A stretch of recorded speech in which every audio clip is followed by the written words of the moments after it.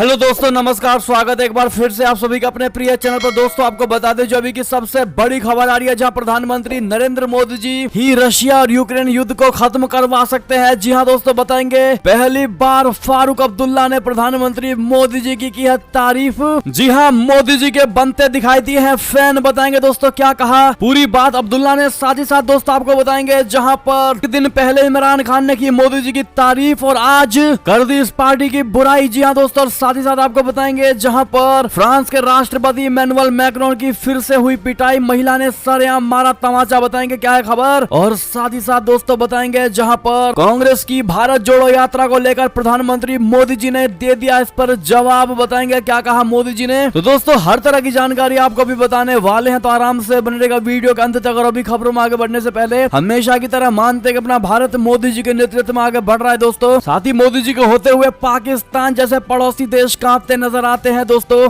और भारतीय सेनाओं पर पूरा भरोसा है। तो इस वीडियो को भी कर दीजिए लाइक, चैनल को कर दीजिए सब्सक्राइब, बेल आइकन दबाइए, साथ ही कमेंट बॉक्स में लिख दीजिएगा जय हिंद। जी हाँ दोस्तों, तो चलते हैं पहली और सबसे बड़ी खबर की तरफ, जहां पर फारूक अब्दुल्ला हो गए प्रधानमंत्री मोदी जी के फैन। कहा पीएम मोदी जी ही रशिया यूक्रेन युद्ध को करवा सकते हैं खत्म। जी हाँ दोस्तों, जम्मू कश्मीर की पूर्व सीएम फारूक अब्दुल्ला ने कहा है कि वो भारत को G20 की अध्यक्षता मिलने से खुश हैं। उन्होंने कहा मुझे उम्मीद है कि प्रधानमंत्री यूक्रेन युद्ध को खत्म करने में कामयाब होंगे, क्योंकि इसने दुनिया की आर्थिक हालात खराब कर दी है। ये युद्ध पिछले 9 महीने से चल रहा है। फारूक अब्दुल्ला ने कहा है कि ये मुल्क यानी भारत पड़ोसी देश पाकिस्तान के साथ मिलकर मुश्किलों का हल निकाले। अब्दुल्ला का बयान बाली में G20 के मीटिंग के बाद आया है दोस्तों। G20 में प्रधानमंत्री नरेंद्र मोदी जी ने के रशिया राष्ट्रपति व्लादिमीर पुतिन को संदेश दिया था कि ये युद्ध का युग नहीं है। नेशनल कॉन्फ्रेंस के अध्यक्ष फारूक अब्दुल्ला ने कहा है कि भारत G20 की अध्यक्षता का इस्तेमाल कश्मीर पर पाकिस्तान से बातचीत के लिए कर सकता है। जम्मू कश्मीर के पूर्व मुख्यमंत्री ने कहा कि वो पाकिस्तान से बातचीत की वकालत करते करते और इसके लिए खुद को राष्ट्र विरोधी कहे जाने को लेकर थक चुके हैं। फारूक अब्दुल्ला ने कहा कि दूसरा, हमें कश्मीर को लेकर अपने पड़ोसी देश पाकिस्तान से समस्या है। ये अवसर हमारी कठिनाइयों को समाप्त करने के लिए इस मुद्दे का समाधान खोजने की संभावना हो सकता है। जी हाँ दोस्तों, ऐसे में एक दिन पहले श्री राम जी को लेकर के अब्दुल्ला ने पॉजिटिव विचार और बयान दिया था दोस्तों। और अब प्रधानमंत्री नरेंद्र मोदी जी की तारीफ करना और बता देना कि यूक्रेन और रशिया के युद्ध को एकमात्र मोदी जी खत्म करवा सकते हैं। इन बयानों को लेकर दोस्तों आपकी क्या राय होगी। फारूक अब्दुल्ला को लेकर अपनी राय अवश्य दीजिएगा, जिन्होंने हमेशा से केंद्र की मोदी सरकार को घेरने की कोशिश करते रहते थे, और अब ऐसे में अचानक से उनका पलट जाना। दोस्तों आपकी जो भी निजी राय हो उस पर बताइएगा जरूर, और इस वीडियो को जितनी ज्यादा हो सके दोस्तों व्हाट्सएप, फेसबुक, ट्विटर पर शेयर जरूर कर दीजिएगा, ताकि हर कोई अपना पॉइंट ऑफ व्यू रख सके।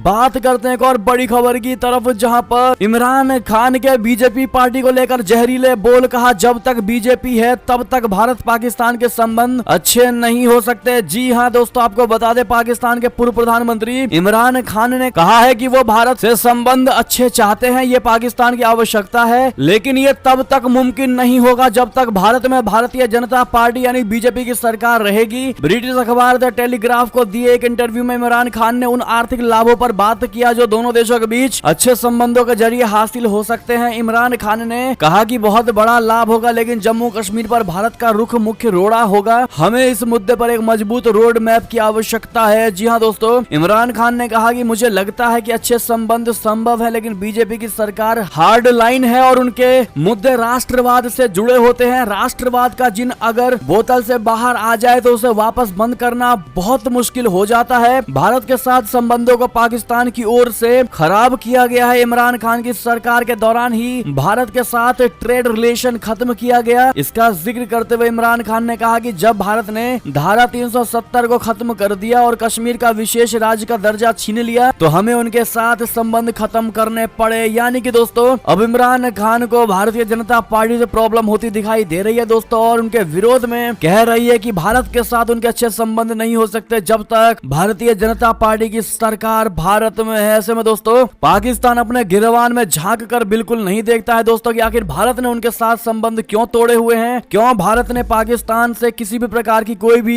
व्यापारिक डील नहीं कर रखी है दोस्तों। अपने ऊपर मंथन करने के बजाय भारत पर ही आरोप लगा रहे हैं दोस्तों। वो ये नहीं देखते हैं कि पाकिस्तान में आतंकवाद को लेकर भारत उनसे खासा नाराज है और यही कारण है कि कोई भी डील भारत नहीं करना चाहता है दोस्तों। लेकिन इमरान खान भारतीय जनता पार्टी की सरकार को लेकर भारत के साथ रिश्ते नहीं बन पाएंगे ऐसी बातें कह रहे हैं दोस्तों। ऐसे में आपका जवाब तो बनता ही है, आप लोग क्या कहना चाहेंगे इमरान खान को दोस्तों? भारी मात्रा में कमेंट करके बताइएगा। साथ ही साथ जिन्होंने वीडियो को लाइक नहीं किया दोस्तों, लाइक का बटन दबा दीजिएगा। बढ़ते हैं और खबर की तरफ, जहां फ्रांस के राष्ट्रपति इमैनुअल मैक्रों को फिर से थप्पड़ मारने की खबर आ रही है दोस्तों। महिला ने मारा सरेआम तमाचा। जी हां दोस्तों, फ्रांस के राष्ट्रपति इमैनुअल मैक्रों को एक महिला ने थप्पड़ मार दिया है। सोशल मीडिया पर वायरल हो रहे एक वीडियो में फ्रांसीसी राष्ट्रपति मैक्रों को थप्पड़ मारते हुए देखा जा सकता है। वीडियो में दिख रहा है कि थप्पड़ मारने के बाद महिला को मैक्रों के अंगरक्षकों ने धक्का देकर जमीन पर गिरा दिया। घटना रविवार की बताई जा रही है। जी हां दोस्तों, फ्रांसीसी राष्ट्रपति मैक्रों पर हमला करने के पीछे हमलावर का क्या मकसद था ये अभी पता नहीं चल पाया है। ये पहली बार नहीं है जब फ्रांसीसी राष्ट्रपति को सार्वजनिक रूप से शारीरिक शोषण का शिकार होना पड़ा है। इससे पहले भी 8 जून 2021 को उन्हें दक्षिणी फ्रांस में दौरे के दौरान डेमियन तरेल नामक एक व्यक्ति ने थप्पड़ मारा था। जी हां दोस्तों, बात करें एक और बड़ी खबर की, जहां भारत अमेरिका संबंधों के इतिहास में 2022 रहा सबसे बड़ा साल। व्हाइट हाउस ने दिल खोलकर की प्रधानमंत्री मोदी जी की तारीफ। जी हां दोस्तों, व्हाइट हाउस के एक शीर्ष अधिकारी ने रविवार को कहा कि भारत अमेरिका संबंधों के इतिहास में 2022 एक बड़ा साल रहा है और वर्ष 2023 और भी बड़ा होने वाला है। प्रधान उपराष्ट्रपति सुरक्षा सलाहकार जॉन फाइनर ने हाल ही में संपन्न G20 शिखर सम्मेलन के दौरान एक संयुक्त बयान पर आम सहमति बनाने में महत्वपूर्ण भूमिका निभाने के लिए भी प्रधानमंत्री नरेंद्र मोदी जी की तारीफ की। जी हां दोस्तों, वॉशिंगटन में भारतीय अमेरिकियों के एक कार्यक्रम को संबोधित करते हुए फाइनर ने कहा कि अमेरिका और उसके राष्ट्रपति जो बाइडेन जब दुनिया भर में ऐसे भागीदारों की तलाश करते हैं जो वास्तव में जिम्मेदारियों का भार उठाने में मदद कर सकते हैं, जो वास्तव में वैश्विक एजेंडे को आगे बढ़ाने में सहायक हो सकते हैं, तब भारत और उसके प्रधानमंत्री नरेंद्र मोदी जी सूची में काफी ऊपर मिलते हैं। जी हाँ दोस्तों, उन्होंने मोदी जी की तारीफ करते हुए कहा कि हमने इस तथ्य को G20 शिखर सम्मेलन में देखा जहां प्रधानमंत्री मोदी जी ने एक संयुक्त बयान पर अलग अलग रुख वाले देशों के समूह के बीच आम सहमति बनाने में अहम भूमिका निभाई थी। हमने इस तथ्य को प्रधानमंत्री मोदी जी और भारत सरकार के अन्य सदस्यों के उन कार्यों और टिप्पणियों में भी देखा है जो उन्होंने परमाणु मुद्दे पर बढ़ते जोखिम को उजागर करने के लिए किया है। जी हाँ दोस्तों, ऐसे में दोस्तों मोदी जी के प्रधानमंत्री रहते हुए भारत के लिए ये पहली बार चीजें होती दिखाई दे रही हैं दोस्तों कि कोई सुपर पावर कहे जाने वाला देश अमेरिका भारत को लेकर खुद तारीफ कर रहा है दोस्तों। और उनके बयानों से ये साफ लग रहा है कि वो भारत को अपनी तरफ मोड़ने की कोशिश कर रहा है अमेरिका और भारत के साथ दोस्ती बढ़ाने की कोशिश कर रहा है। पहले छोटे देश बड़े देशों की तारीफ करते थे और अपने साथ उनको जोड़ने की कोशिश करते थे, लेकिन भारत में जब से मोदी की सरकार आई है दोस्तों, मोदी जी प्रधानमंत्री बने हैं, अब हर देश भारत को अपने साथ जोड़ने की कोशिश में लगे हुए हैं। अगर आप भी भारत का और भारत के प्रधानमंत्री मोदी जी का लोहा मानते हैं तो मोदी है तो मुमकिन है कहना कमेंट में मत भूलिएगा दोस्तों। साथ ही साथ वीडियो को शेयर जरूर कर दीजिएगा। बात करेगा और खबर की, जहां पर कौन होगा पाकिस्तान का अगला सेना अध्यक्ष, रक्षा मंत्रालय ने पीएमओ को सौंपे ये 5 नाम। जी हाँ दोस्तों, पाकिस्तान में नए सेना अध्यक्ष की नियुक्ति को लेकर सियासी सरगर्मियां तेज हो गई हैं दोस्तों। मौजूदा सेना अध्यक्ष जनरल कमर जावेद बाजवा 29 नवंबर को रिटायर होने जा रहे हैं। ऐसे में नए सेना अध्यक्ष की नियुक्ति को लेकर पाकिस्तान के रक्षा मंत्रालय ने सोमवार को 5 नाम प्रधानमंत्री कार्यालय यानी पीएमओ को सुझाए हैं। पाकिस्तानी आर्मी एक्ट यानी 1952 के तहत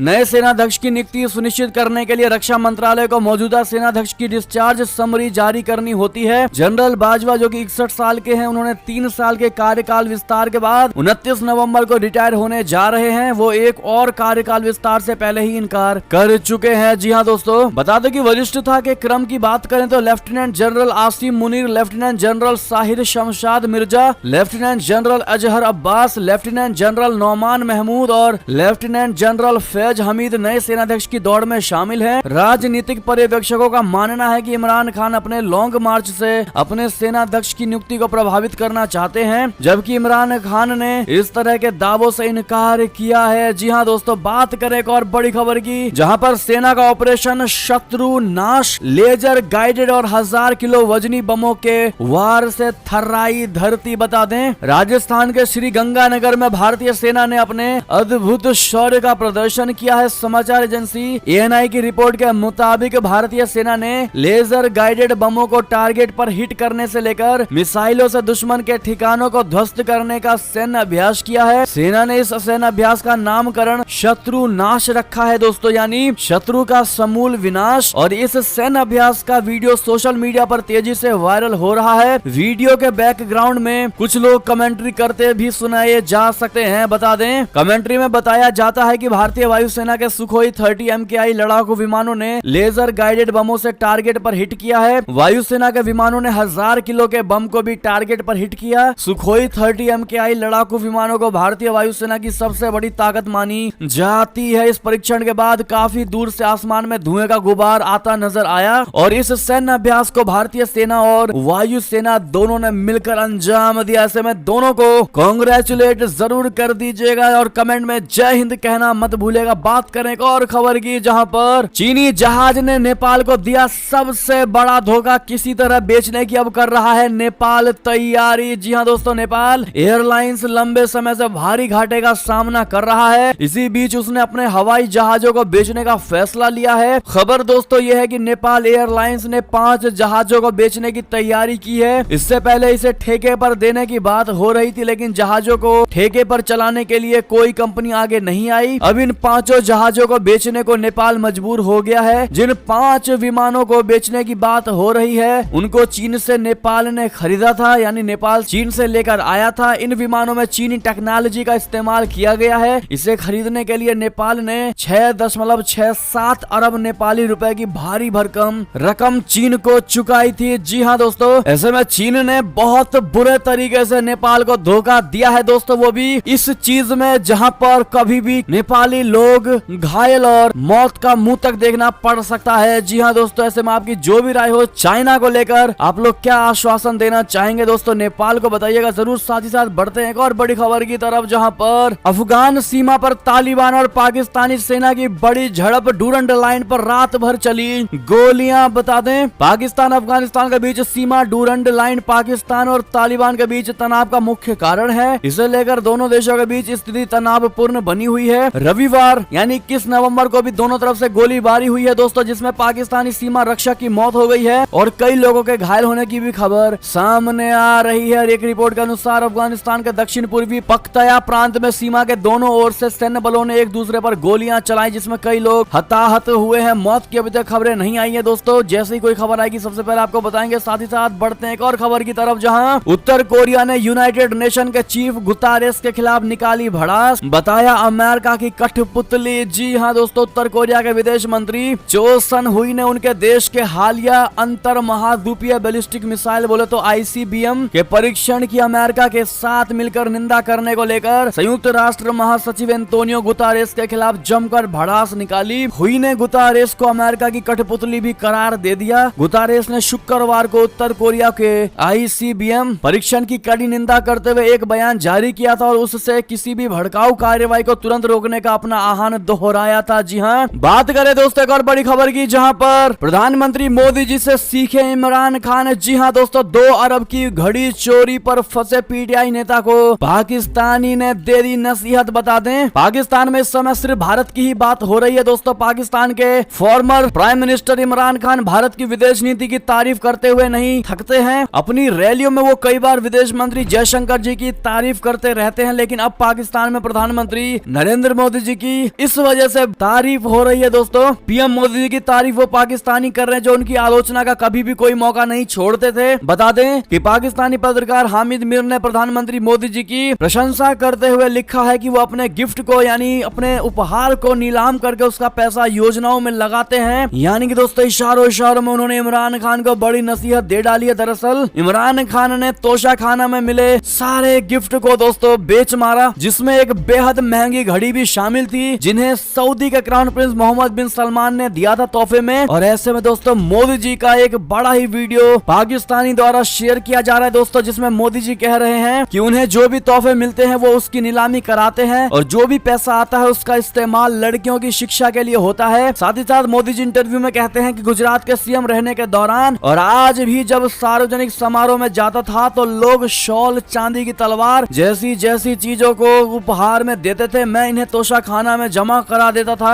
बाद में जब तोशा खाना के लोग भी परेशान हो गए तो मैं उन चीजों का वैल्यूएशन कराने लगा और उन्हें नीलाम करने लगा। इससे जो भी पैसा आता है वो लड़कियों की पढ़ाई में इस्तेमाल होता है। और यही बात दोस्तों वीडियो को शेयर करते हुए हामिद मीर ने इमरान खान को घेरने की कोशिश की और कहा है कि कुछ तो सीखिए मोदी जी से। जी हाँ दोस्तों, ऐसे में हर एंगल से प्रधानमंत्री मोदी जी तारीफ के लायक है दोस्तों। और ऐसे में पाकिस्तानियों द्वारा मोदी जी की प्रशंसा करना ये दर्शाता है कि अब पाकिस्तान भी भारत से सीख ले रहा है। जी हाँ दोस्तों, बात करें एक और खबर की जहाँ पर चीन की पनडुब्बियों पर लगी मिसाइल के निशान पर भारत, अमेरिका, ऑस्ट्रेलिया। जी हाँ दोस्तों, कितनी खतरनाक है JL-3 बता दें। चीन के राष्ट्रपति शी जिनपिंग ने G20 शिखर सम्मेलन में प्रमुख देश कूटनीति बोले तो मेजर कंट्री डिप्लोमेसी का प्रदर्शन किया। उन्होंने बैठक की जानकारी सार्वजनिक करने के लिए कनाडा के प्रधानमंत्री को फटकार लगाई। और इसी बीच चीनी सेना पीपल्स लिबरेशन आर्मी ने अपनी 6 जिन क्लास पनडुब्बियों को लंबी दूरी वाली JL-3 इंटरकंटिनेंटल बैलिस्टिक मिसाइलों से लैस कर दिया है। अमेरिका की कांग्रेशनल रिसर्च सर्विस का अनुमान है कि सबमरीन से लॉन्च की जाने वाली पुरानी बैलिस्टिक मिसाइलों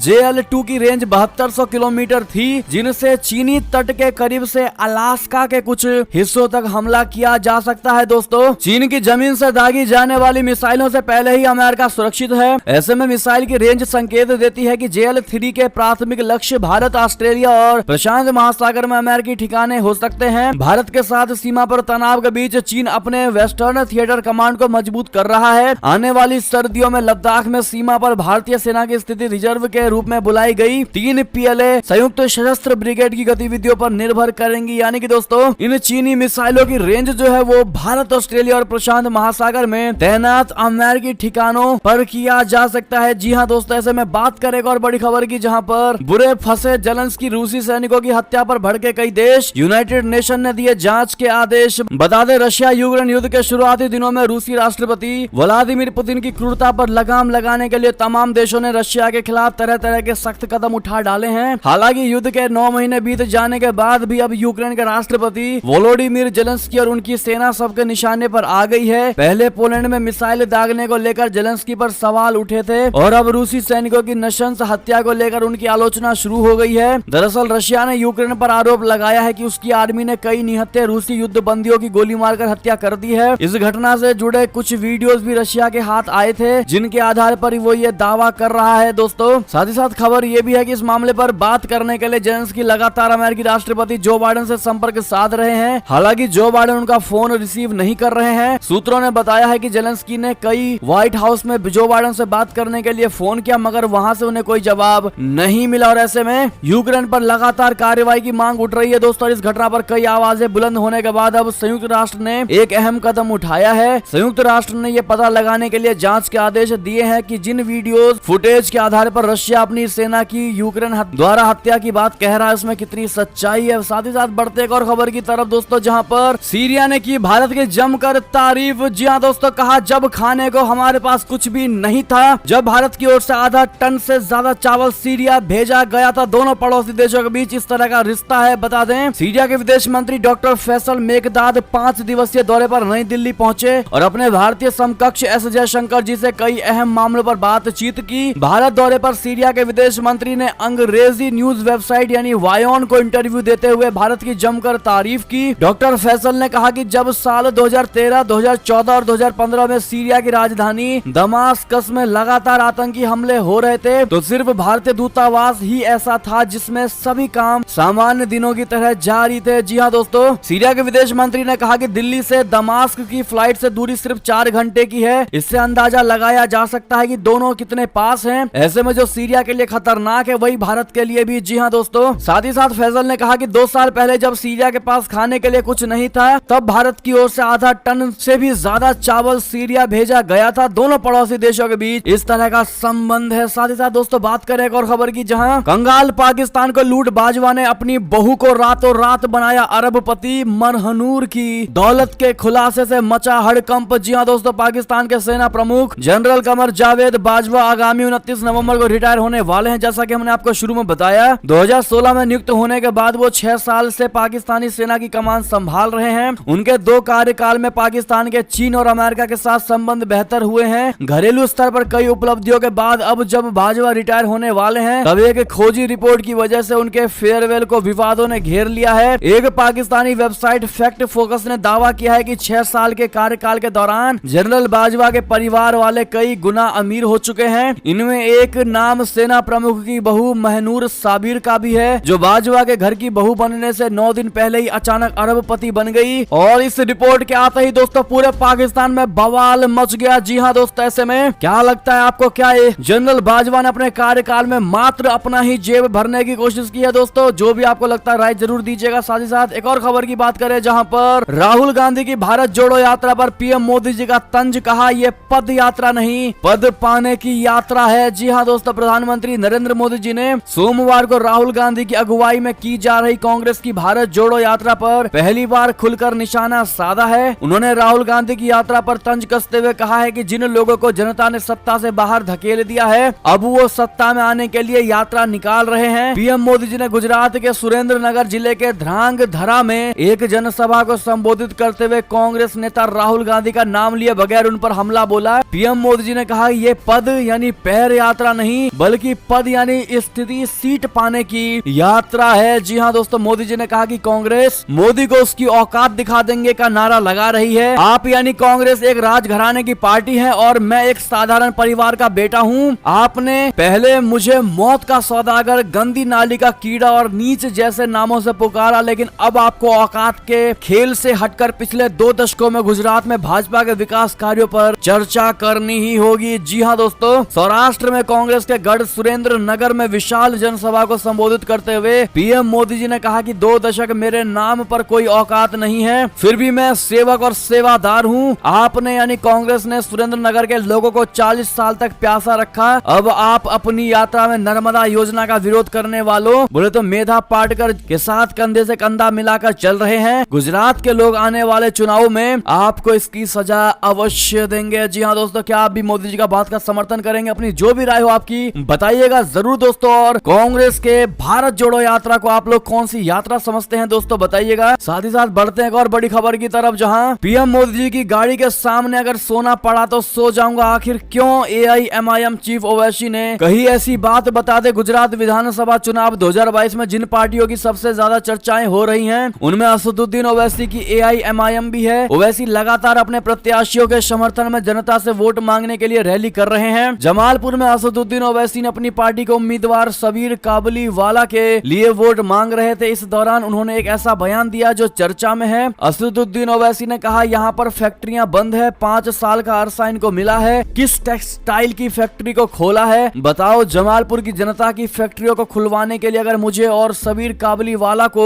नरेंद्र मोदी की गाड़ी के सामने सोना पड़ा तो हम सो जाएंगे, मगर जमालपुर को इंसाफ दिलाएंगे। जी हाँ दोस्तों, ऐसे में असदुद्दीन ओवैसी की बौखलाहट दोस्तों आप साफ देख पा रहे होंगे। अपनी राय अवश्य दीजिएगा इस पर। साथ ही साथ एक और बड़ी खबर की बात करें, जहां पर आम आदमी पार्टी के समर्थकों ने अपने ही विधायक को जमकर पीटा, लगाए पैसे लेकर टिकट बेचने का आरोप। जी हाँ दोस्तों, दिल्ली नगर निगम का चुनाव जोरों पर है। भारतीय जनता पार्टी 4थी बार सत्ता में आने के लिए प्रयास कर रही है, तो वहीं कांग्रेस और आम आदमी पार्टी भाजपा को हराने के लिए दिल्ली एमसीडी पर कब्जा जमाने के इरादे से मैदान में है। लेकिन आम आदमी पार्टी की इस चुनाव में मुसीबतें कम होती नहीं दिखाई दे रही हैं। जगह जगह आम आदमी पार्टी का विरोध हो रहा है। सोमवार को आम आदमी पार्टी के सीनियर लीडर व विधायक पर कार्यकर्ताओं ने भ्रष्टाचार का आरोप लगाते हुए बुरी तरह से पिटाई कर दी। जी हाँ दोस्तों, आलम यह है कि विधायक गुलाब सिंह यादव को बीच मीटिंग छोड़कर भागना पड़ गया। बात करें एक और खबर की, जहां करोड़ों ग्राहकों के लिए जरूरी खबर, आरबीआई ने बैंकों को लेकर जारी कर दी है ये लिस्ट। बता दे क्या है बड़ी खबर दोस्तों, अगर आपको भी बैंक से जुड़ा कोई जरूरी काम है या फिर आप बैंक जाने का प्लान बना रहे हैं, तो उससे पहले ये जरूर जान ले कि दिसंबर महीने में बैंक कितने दिन बंद रहेंगे। दिसंबर महीने में 31 दिन में से 13 दिन बैंकों में काम नहीं होगा। रिजर्व बैंक की ओर से बैंक की छुट्टियों की लिस्ट जारी की गई है और आप ये छुट्टियों की लिस्ट देख पा रहे होंगे दोस्तों। ऐसे में आपकी जो भी राय इस पर बताइएगा जरूर। साथ ही साथ ये थी अब तक की सारी बड़ी खबरें। आपको हमारी खबर कैसी लगी दोस्तों? आशा करता हूँ बहुत अच्छी लगी होगी। अगर थोड़ी भी अच्छी लगी है तो इस वीडियो का भी अपने भाई बंधुओं में व्हाट्सएप, फेसबुक, ट्विटर के जरिए पूरे भारत में शेयर करना बिल्कुल मत भूलिएगा दोस्तों। और अभी कर दीजिए इस वीडियो को लाइक, चैनल को कर दीजिए सब्सक्राइब, बेल आइकन दबाइए, साथ ही कमेंट बॉक्स में लिख दीजिएगा जय हिंद जय भारत। तो मिलते हैं आपसे अगली बड़ी खबर में दोस्तों, तब तक के लिए अपना ख्याल रखिएगा। आप सभी का बहुत बहुत धन्यवाद। जय हिंद जय भारत, जय श्री राम, वंदे मातरम, हर हर महादेव।